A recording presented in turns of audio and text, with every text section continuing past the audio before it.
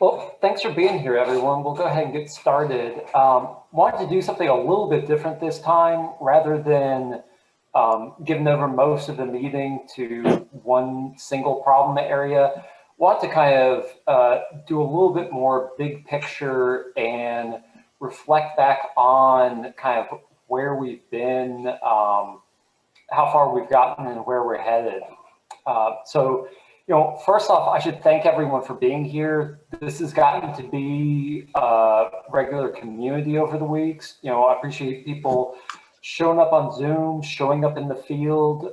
People have been collecting data, and there's been a lot of people working in the background to make things happen, and that's been really gratifying to see.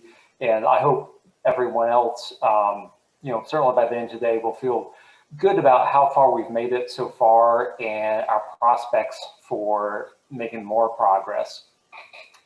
And to put that in a little bit more context, I want to reflect on kind of why we have national forest plans to begin with.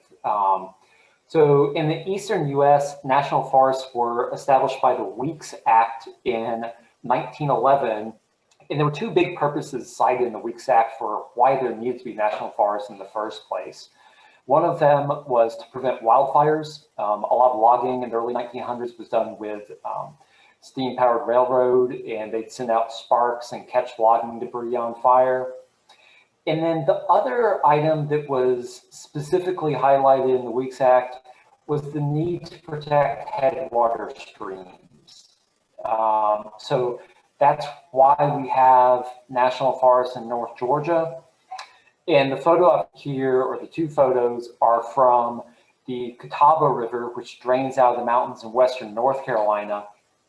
In the lower photo, you see a person standing there. He's standing on about 8 feet of sand. So, and you can tell there's no vegetation growing on it. That's how much sediment came out just one or a few floods. So, 100 years ago, our streams were really getting hammered. It's no wonder that, there's so many either extinct or endangered mussel species. They didn't really have much of a chance being buried under that kind of sediment coming down the streams. It's really kind of amazing that anything survived in our streams, the abuse they got 100 years ago. So we are carrying on work that has been going on for over 100 years. And thankfully, we don't have to deal with, whole mountainsides washing away. We can focus on more specific areas and have a little bit more manageable problems to deal with. And we've focused in on just a few areas. One of the big ones has been Flatlands Road. Share one background image for that too.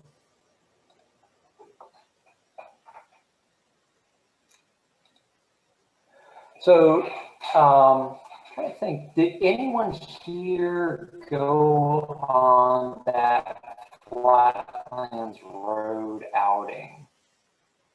I think we had a different crew there. So we got people out to Flatlands Road. You can see from the image why we were there. And, there's been progress since then. The Forest Service, after years of just ignoring this road, has now agreed to put up gates on it and close it during wet weather and during the winter. So close it during the times when it's most vulnerable. And the putting up gates part of that is really significant because it takes coordinating with private landowners so there can be a barrier there. And having gates up on it is going to be what allows it to be closed permanently for a long-term solution. And the other thing that came out of the field trip out of there was we could see that water was coming through this big trench section, carrying sediment with it. Then the road came down to a bend. And the water almost got off the road, but couldn't quite make it, and then went down through another smaller trench and emptied directly Flowers Branch in this case. So we were able to point out where, with just a little bit of work, water could be diverted off the road and get the sediment coming out of the big trench to just go into leaf litter rather than directly into the stream. And the Forest Service has agreed to work on that point specifically also. So we've made good progress here.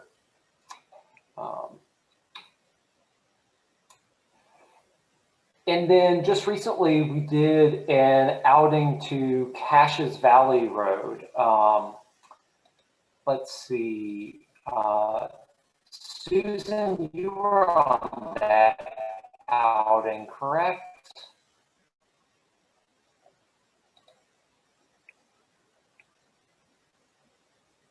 I cannot hear you. Let's see, and then you were there, right, Susan? Yes. I'm not misremembering things, am I? And Ann was too. Yeah, and you were there too. So what were y'all's impression of that area? Well, it wasn't as bad as the area, the previous one that I had been on up to Tate. Charlie's Creek Road. Yep. Yeah, that was. Well, kudos for the men that are maintaining that, because you could tell, you know, from all the ditching and everything that had been done, that they had been taking care of it, because the roads were not rutted out. Whereas if they had not, I would have think we'd seen something different. Right. Yeah. Ann was on that road too. Ann, I didn't recognize you on Zoom. Oh, well, I had to move into my bedroom, so it's dark in here. So my husband's watching TV.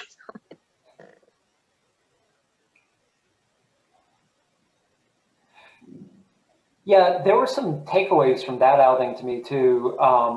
You know, I think we definitely still saw some problem areas along that road where folks were backing up to the bank in one area and just spinning their tires to chew away at it. And there was a little bit of mud bogging right near this ford by the stream. But, you know, the part of the road we saw was not nearly as torn up as some of the other roads we've seen. Which is interesting to me, because we definitely saw Jeeps out there. How many Jeeps did we see? That was the Friday we were out there. 10, yes, 10. And how long? 2 hours? It was amazing. I just was flabbergasted. Right, so it's definitely on folks' radar to go there. And, you know, if we were there on a Saturday, I'm sure there'd be 5 or 10 times as many Jeeps going down it. So it's definitely a destination, but it's not as torn up as some of these other roads. And I think the credit for that goes to Dan and other folks who really put a lot of effort into the road 20 years ago. Because there's a lot of places where ATVs were getting off the road, and then, you know, we saw some of the barriers still keep vehicles on the road. So the traffic's there, and seeing some places where people are getting off the road,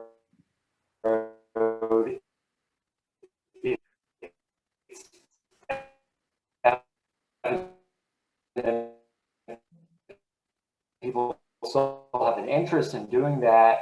There's just not that many places where they can do it.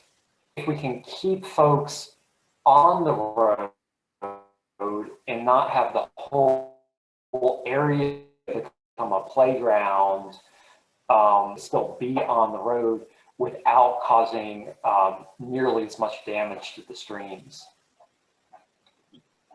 Did anyone else have any other takeaways from being out on that road? I was surprised at what a family affair it was. Almost every Jeep we went by had kids in the car too. So they're teaching them young. Just an anecdote, Jess, but I don't know, maybe a week and a half ago, and subsequent to the last one of these, where I'd heard you talk about the Jeep caravans out there. I had occasion to be going out to a friend's house for dinner who lives off Cassius Valley Road. And as I was coming up Bushy Head Road to the gap there, a caravan of about 5 Jeeps was going this was a Saturday, about 5:30. Caravan of 5 Jeeps is coming down Bushy Head Road, leaving there. And I thought, well, I know where they've been. Almost certainly, right? Absolutely. And do you remember, were they covered in mud, or did they look, relatively clean? I'm not sure. The most striking thing to me, and I don't know, was one of them was driven by a woman who was the only person in the car that I could see. But I'm not sure how muddy. I'm not sure how muddy the Jeeps were, but.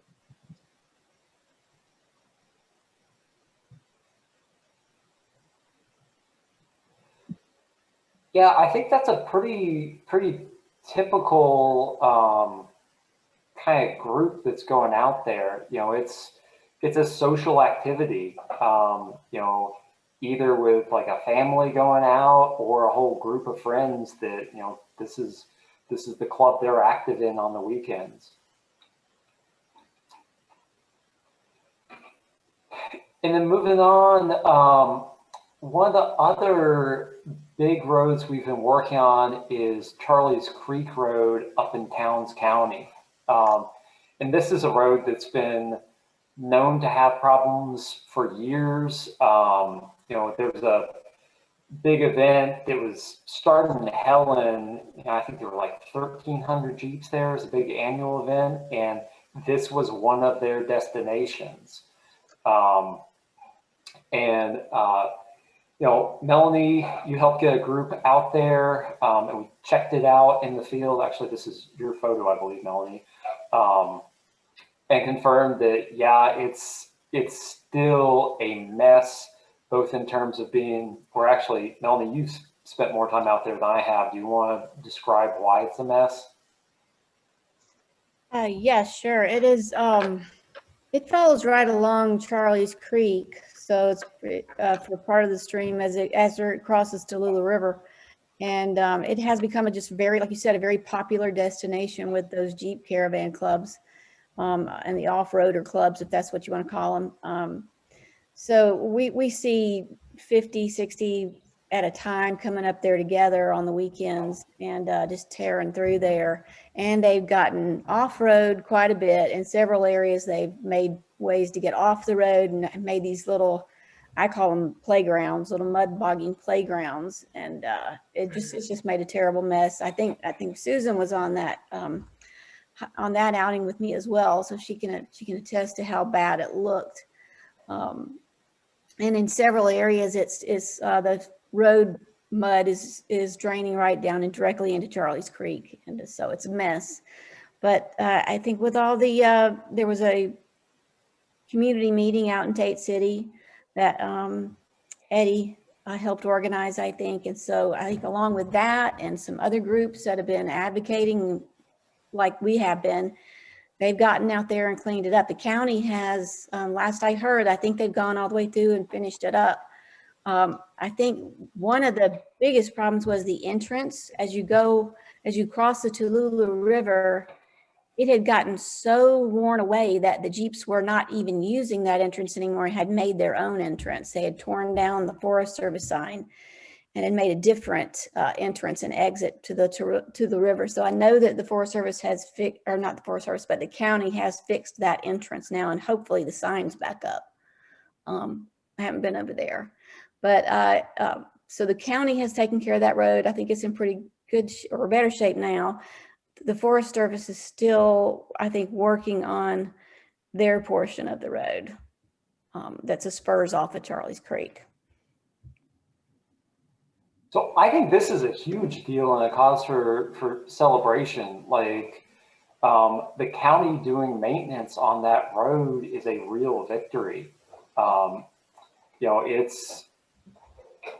really addressing the immediate short-term sedimentation impact, which is why we started working on it. So, Melanie, Susan, everyone who's worked on that road, I think should feel really good about it.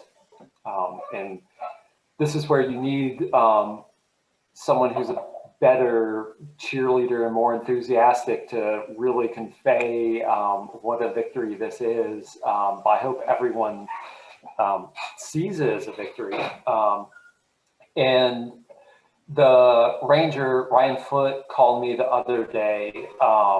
So the county, I believe now has completed maintenance from one end of the road to the other. And then we haven't talked about quite as much, but there's a dead-end Forest Service road that comes off of it, which confusingly is also called Charlie's Creek Road. That's the one that goes up to the cemetery. I believe it was in pretty rough shape also. So the Forest Service has done work on that road. They have bladed it, and then they blocked it off because they don't have gravel to put on it at the moment. So they're going to keep it blocked and not let people tear it up until, and then they'll put gravel back on it and then open it up then when it can actually handle some traffic. The other thing that's happened up there, and I think this is very significant also, is those playground areas that Melanie just mentioned. The Forest Service has done what they can to block them off also. And I haven't been up there or seen what that blocking looks like yet.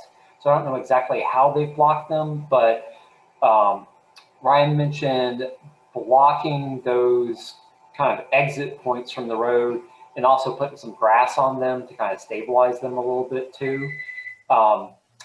And I think that would be significant in and of itself, but then there's also some real synergy with the county doing the maintenance work. Because if you look at it, if someone likes rough roads or likes tearing things up, what's their incentive to go up and visit that road now?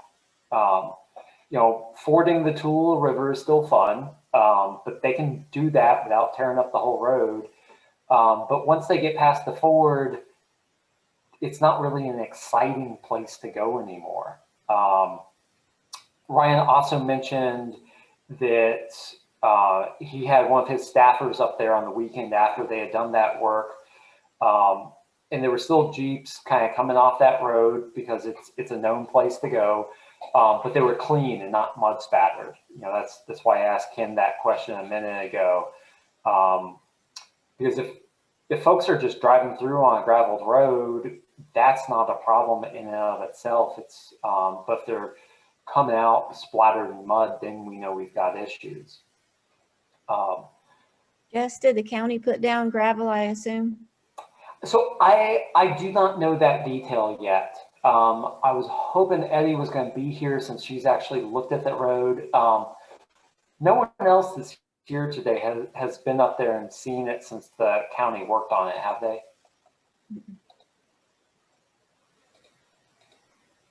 No, I've just seen the entrance to see that repaired. I haven't crossed the river and looked at it. Yeah, so that's a really good question because that's a big question in terms of how well things will hold up. But I don't know yet. And the other thing I want to say is I appreciate the people who've been keeping an eye on that road. Melanie, you and Eddie, and then Dave and Robin. We've got 3 people who've been really, or 4 people who've been really checking on it regularly. I think that's going to be important going forward. This is a big short-term victory. And now the question is, how do we turn this into a long-term victory?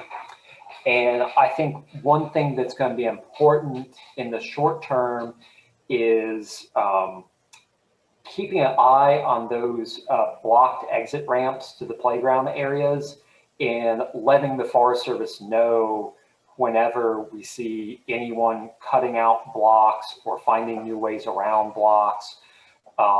If we can help the Forest Service stay on top of that, that gets back to it not being known as a playground anymore, and not being a destination for people to go to. So I think that's something that we can help with directly, and it will help turn a short-term victory into long-term victory.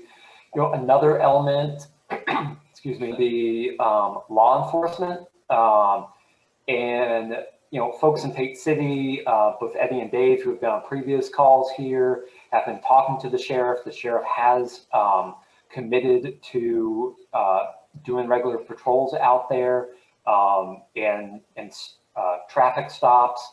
So again, that helps keep it from being a playground, and can make these maintenance efforts last longer.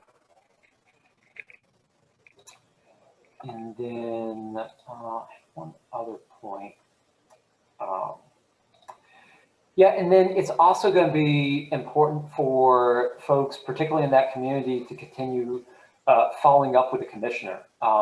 Because when the commissioner said he'd do maintenance work on it, you know, some folks in the committee rightly brought up, well, then what? And he made a commitment to, you know, keep up with the maintenance as much as it was needed. And it's going to take anyone with a connection to that area continuing to call the commissioner, because I think, you know, in my experience dealing with elected officials, they will hold to their promise exactly as long as people keep bringing up the issue with them. So that's another area where, you know, doesn't have to be a ton of people calling, but people calling and, you know, telling the commissioner, hey, you did this work, but it's starting to get worn out. When are you going to be back on the road to you know, address these issues with it? That's going to be another important piece of this puzzle.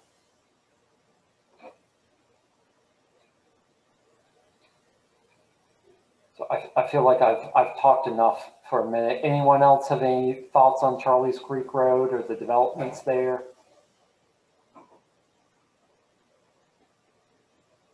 So I'm assuming that Eddie has talked to her neighbors, and we've solicited membership from those people to feel some support from Georgia Forest Watch. I mean, yeah, so I haven't pressed that side of things specifically yet, but yeah, that's certainly a good idea. just because I think being a part of this group could help them feel not so alone and so overwhelmed by it. You know, like everything you just said, Jess, about victories and stuff, if they could feel some sense of movement, it could, like you say, it could create a little momentum. Yeah, and for also the people just that live in know, that area. yeah, they're not alone or not the odd one outs for caring about this. You know, people from farther away really care about it too. Yep, good point.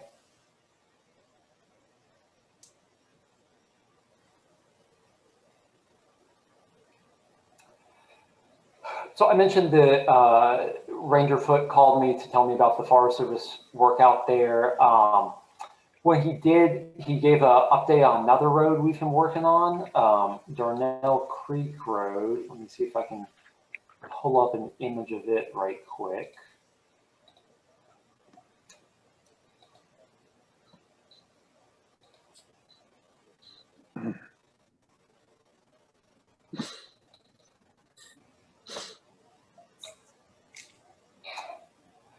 So Darnell Creek Road's Almond County. This is a road that we had a field trip to. Melanie and Andrew, y'all were there. That was what, maybe 5-6 weeks ago now, where we actually built data to identify the problem points on the road, and practice with this system that we've been modifying from Trout Unlimited to document exactly how bad of conditions roads are in and what level of impact they're having on streams, and help Forest Service or county know exactly where they need to focus their efforts. In the case of Darnell Creek, again, there's been some significant short-term work there. The Forest Service treated 5 kind of priority spots on the road, smoothing them out, spots like what I've got, reshaping them with a dozer, and then putting gravel down. They're not long-term fixes problem areas, because some of those problem spots are entrenched, so the water can't get off the road, but they've certainly stabilized a little bit. So again, it's kind of buying us some time for longer term work. So, that is another road where, things are in better shape than when we started 6 months ago.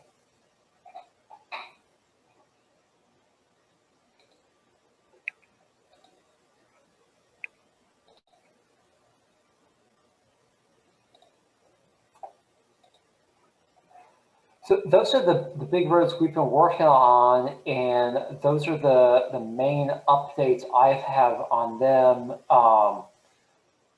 Just want to open up anyone else seeing patterns or seeing kind of missed opportunities or key ways to follow up on what's happened so far?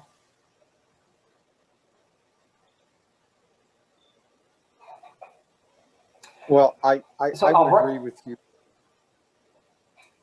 Yeah, go ahead, Mike. Jess, I would agree with you on Charlie's Creek Road. That is a significant achievement. And is there anything on the website talking about that? A short article? I haven't been on the website in a couple of weeks. My apologies.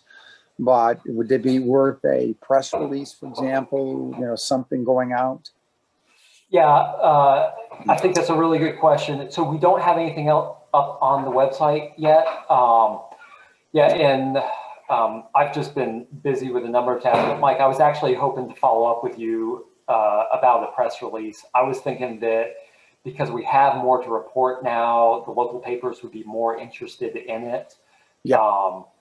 So that kind of between Charlie's Creek, I'll ping the Forest Service again to see if they've got those gates up for closure on Flatlands Road. Okay. Because to me, those are both significant things that show real progress.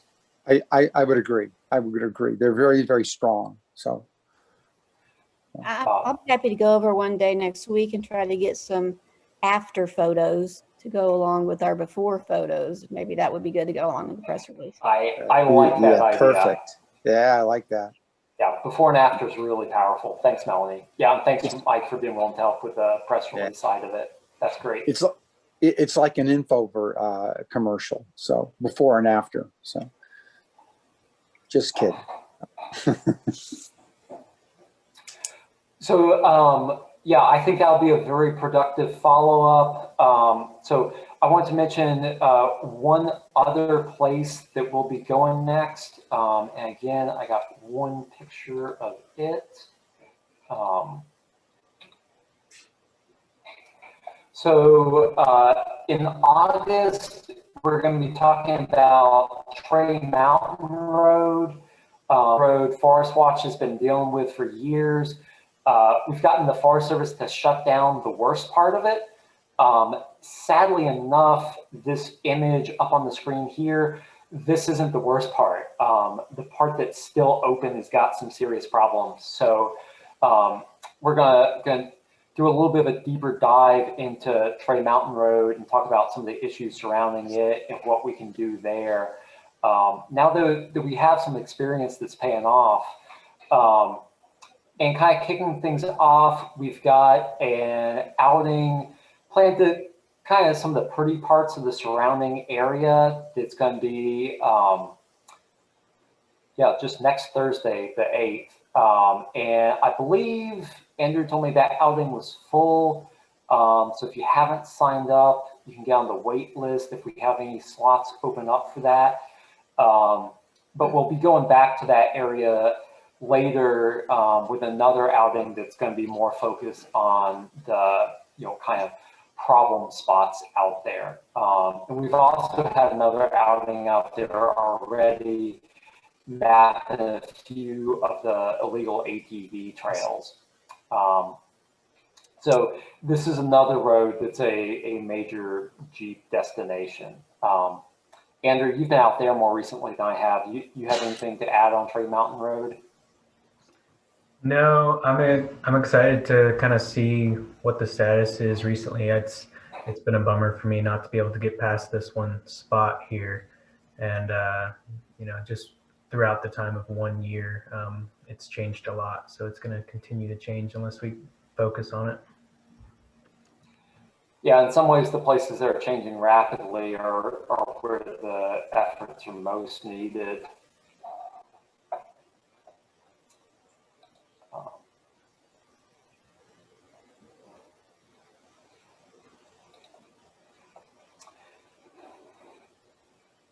So I'll wrap up with one ask for the group. A group like this, sometimes we need to put pressure on decision makers to nudge them in the direction of the right action. But then it's also important to reward decision makers when they make good decisions. So I would ask everyone to write a brief note to the Towns County Commissioner, thanking them for the work on that road. I called the commissioner's office a couple times, didn't get through, so I sent them a written note thanking the commissioner for putting county resources towards this. And I also sent a note to the sheriff, thanking the sheriff for being willing to do patrols on Charlie's Creek Road. Because again, I think law enforcement is going to be an important part of keeping, keeping the progress we've made and turning it into longer term progress. So if anyone's willing to write the sheriff and say thanks for that, that would be great also. And as I'm thinking about it, we should probably be thanking Ryan Foote on the Chattooga River Ranger District for the Forest Service's work out on Charlie's Creek Road.